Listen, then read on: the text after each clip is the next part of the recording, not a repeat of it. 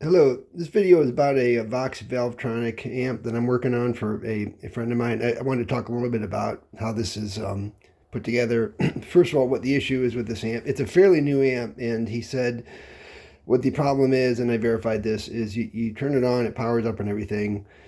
It's extremely low output sound, or even no output, depending on what preset you have. It has buttons here for different presets.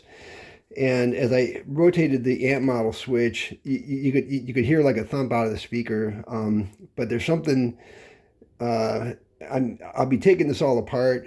My thought is there may have been some kind of soldering issue or assembly defect or whatever. So I'm going to just check all the soldering connections on both boards. There's this main power board here, and it looks like what's interesting is the whole power amp is basically this module right here.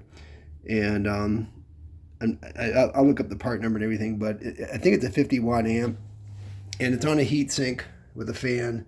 Then they have a preamp tube, probably like a 12AX7 in the circuit as well. It's kind of interesting. They put a little bit of it looks like it might be hot melt, or it may be ATV. One thing about hot melt, I found out if you put it on circuit boards, so sometimes it really doesn't adhere, or it can come off. So that might be some kind of RTV or whatever.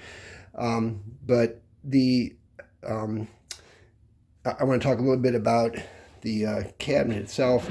The back panel is this sort of a very fine particle board or MDF or something. Same with the front board that the speaker's mounted on. Then this is kind of interesting. They did use plywood for the frame of the speaker cabinet. So, and then let me go back to this thing here. So there's this main board that has the the power amp for the speaker. This upper board right here, once I take it out, really just has all the tone shaping. Has some preamps you can store. I'm sure there's a couple.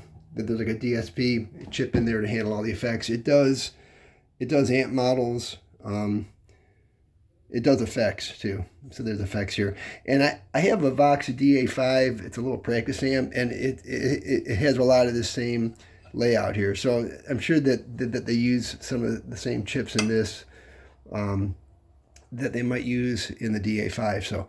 But that's the front panel. This back panel also has, you can hook up an external speaker. It has a power level adjustment, foot switch input. So I'm going to take this all apart. I'll do another video once I get into it, hopefully find what the problem is, and get it fixed. And yeah, so that's about it. So stay tuned for part 2 of this video, and thanks for watching. Bye.